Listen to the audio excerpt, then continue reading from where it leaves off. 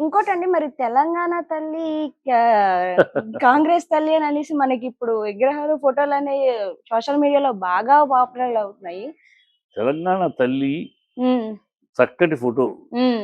ఏదో వాళ్ళ కుడి చేసి తీసి నా పొర చెయ్యి అన్నట్టు హ్మ్. వాళ్ళు గత ప్రభుత్వం చేసిన దాన్ని మార్చాలి అని ఒక చిల్లర ఆలోచన తప్పితే హ్మ్. టీఎస్ అని టీజీ అని మార్చారు. ఏంటమ్మా టీఎస్, టీజీ మార్చడం ద్వారా రాష్ట్రానికి జరిగిన ప్రయోజనం ఏంటి? హ్మ్. ఏదో పిచ్చి వాళ్ళన్నారు మనం మార్చాలి. ఈ హ్మ్. చిన్న పిల్లలు ఉంటారు కదా! హ్మ్. చిన్న పిల్లల్లాగా చిల్లర పనులు తప్పితే దీంట్లో తెలంగాణ తల్లి, హ్మ్. తెలంగాణ తల్లి అంటే ఎంత అందంగా ఉందో, తెలంగాణ అమ్మ అంటే ఎంత అందంగా ఉంది. హ్మ్. తెలంగాణ తల్లి అనే దాంట్లో ఒక ఘనం ఉంది, ఒక ఘనత ఉంది. హ్మ్. తెలంగాణ దేవత, ఆ తల్లి ఒక దేవత రూపంలో ఉంటూ హ్మ్. ఇంకా ఘనత. అమ్మ అనేది అమ్మల కన్నా మాయమ్మ దేవత. దేవత ఆశీర్వాదాలు ఇచ్చే దేవత హ్మ్. కాదు, మాత్రమే కాదు వరాలిచ్చే దేవత. నా తెలంగాణ తల్లి వరాలిచ్చే దేవత. హ్మ్. కేవలం ప్రేమ మాత్రం పంచే అమ్మ కాదు. అమ్మల కన్నా మాయమ్మ నా దేవత. హ్మ్. దాని రూపం అది. ఆ మాత్రం విజ్ఞత లేదు, విచక్షణ లేదు వాళ్ళకి. బుద్ధి హ్మ్. లేకుండా నా తల్లి సుందర స్వరూపమై కనపడాలి. సమ్మోహన శక్తిగా కనపడాలి. హ్మ్. ఆహ్, అన్ని రంగాల వర్గాల వాళ్ళని తన హక్కున చేర్చుకున్న తల్లిగా కనపడాలి. సువర్ణ సు సువర్ణాంకితమైన రూపంలో ఉండాలి.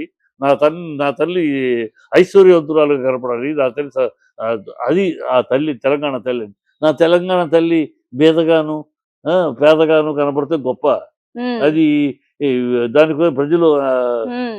నా తల్లి ఎందుకు తల్లి అని అలా చక్కగా కాకతీయ తోరణం లేదు. ఆ! బతుకమ్మ పండగ సింబల్ లేదు. హ్మ్.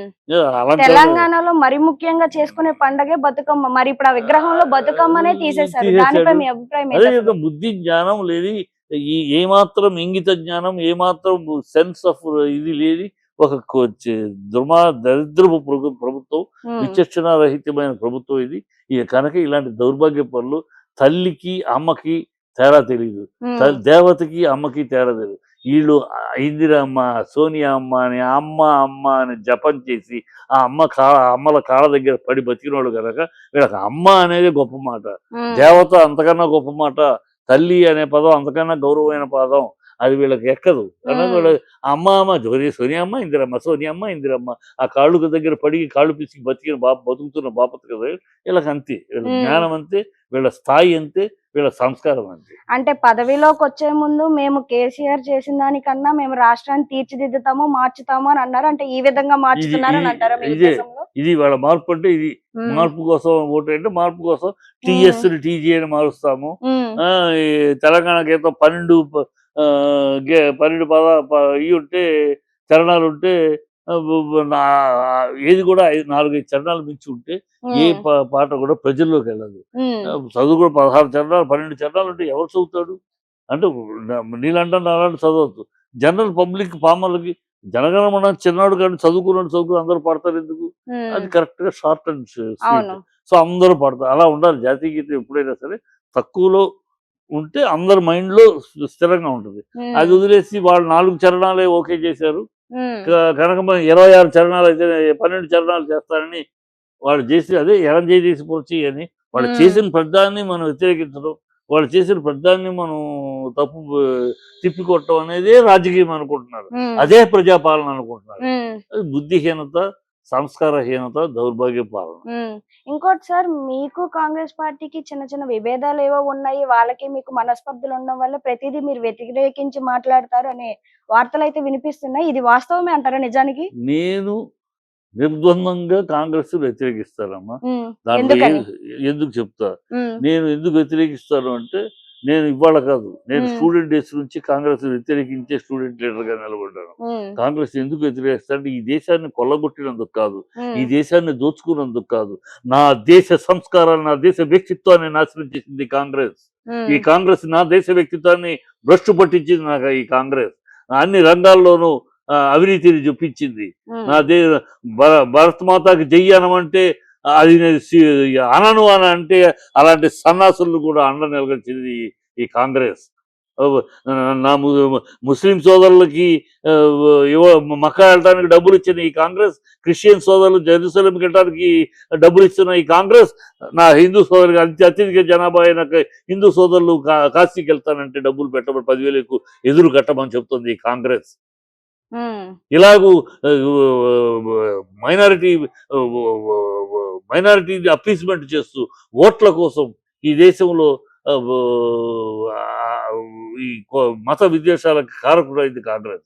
ఈ నా దేశానికి యుఎన్ఐలో సీట్ ఇస్తా ఉంటే వద్దు, చైనాకి ఇవ్వండి, చైనాకి దారదత్తం చేసిన నెహ్రూ ఈ కాంగ్రెస్. కాశ్మీర్లో చిచ్చు ఇప్పటికీ కాశ్మీర్లో రావణకాష్టలో రగలటానికి కారణం ఈ కాంగ్రెస్.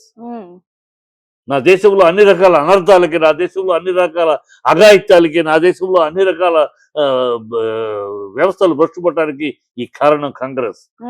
డబ్బులు దోచుకుంటే ఇవాళ కాకపోతే రేపైనా రాబడతాం, కానీ నా వ్యక్తిత్వాన్ని కోల్పోయింది. నా దేశం వ్యక్తిత్వాన్ని చంపేసింది ఈ కాంగ్రెస్.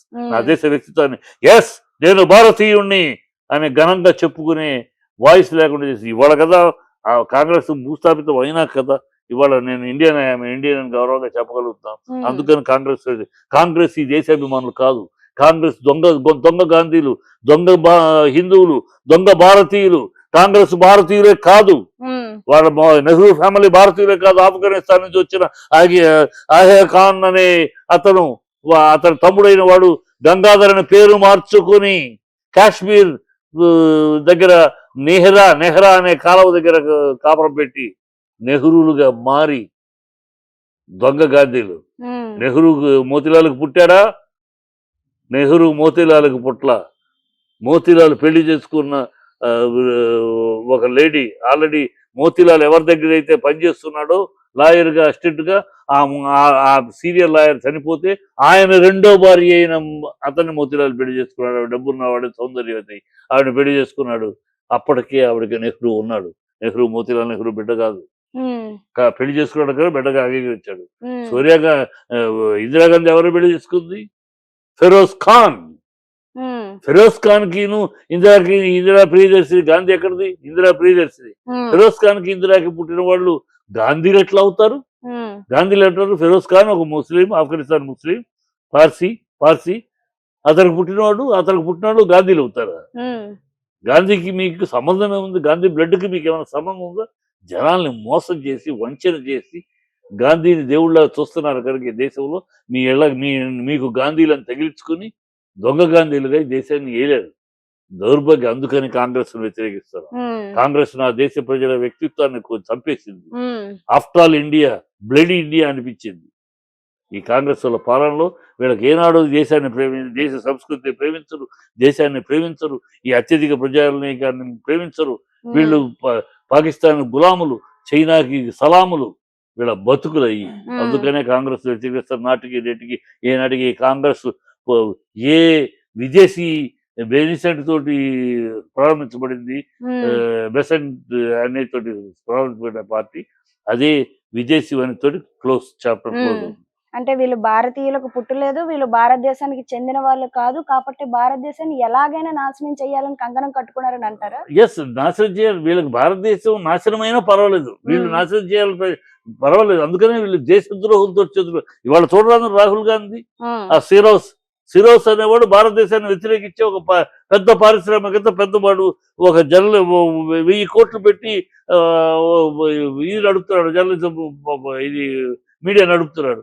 వాడు నిరంతరం భారతదేశం మీద విషయం కక్కుతూ ఉంటాడు, నిరంతరం ఆదాని మీద విషయం కక్కుతూ ఉంటాడు. వాడికి ఈ దేశం నుంచి ఒక పారిశ్రామికత ప్రపంచవ్యాప్తంగా ఎదగటం వాడికి నచ్చదు. ఈ భారతదేశం చైనాని దాటుకుని వెళ్ళడానికి వాడికి నచ్చదు. దౌర్భాగ్యులు. అలాంటి వాడిని పక్కన పెట్టుకుని జోడో యాత్ర తిరిగాడు రాహుల్ గాంధీ. ఈ దేశానికి ఎవరు ద్రోహులు, ఈ దేశాన్ని ఎవరు వంచిస్తారో, ఈ దేశానికి ఎవరు విషం కక్కుతారో వాళ్ళు రాహుల్ గాంధీకి మిత్రులు, కాంగ్రెస్ మిత్రులు. వీళ్ళని దేశ ద్రోహులు అనక ఏమనాలి, యాంటీ ఇండియన్స్ అనక ఏమనాలి? వీళ్ళు ఎందుకు అలా వస్తారు? వీళ్ళు ఇక్కడ పుట్టలా, ఈ గడ్డ మీద పుట్టలా. వీళ్ళ పూర్వీకులు, వీళ్ళ గడ్డం, వీళ్ళ బ్లడ్, వీళ్ళ గడ్డం ఈ భారతదేశాన్ని కాదు, ఆఫ్ఘనిస్తాన్ మూలం వీళ్ళది. వీళ్ళ అందుకనే నెహ్రూ తన మిడ్ నైట్ దీంట్లో రాశాడు, I'm by birth I'm Muslim, by fashion I'm western, by accident I'm Hindu అన్నాడు. ఆయన నిజం ఒప్పుకున్నాడు. ఇలా దౌర్భాగ్యులు, అత్యధిక మెజారిటీ ఉన్న హిందువుల మీద హిందువులు టెర్రరిస్ట్ అంటాడు, హిందూ దేవుళ్ళని అవమానిస్తాడు, శివుడు సిగరెట్ తాగినట్టు చూపిస్తాడు. ఏ బుద్ధి లేని అది సాగుతుంది మన దేశంలో. ఈ కాంగ్రెస్ వల్ల సాగింది అన్నారు, ఇప్పుడు ఆగింది కానీ సాగింది. 45 గంటలు తప్పుకుంటే 24 గంటలు పోలీసు తప్పుకుంటే ఒక్క హిందువు లేకుండా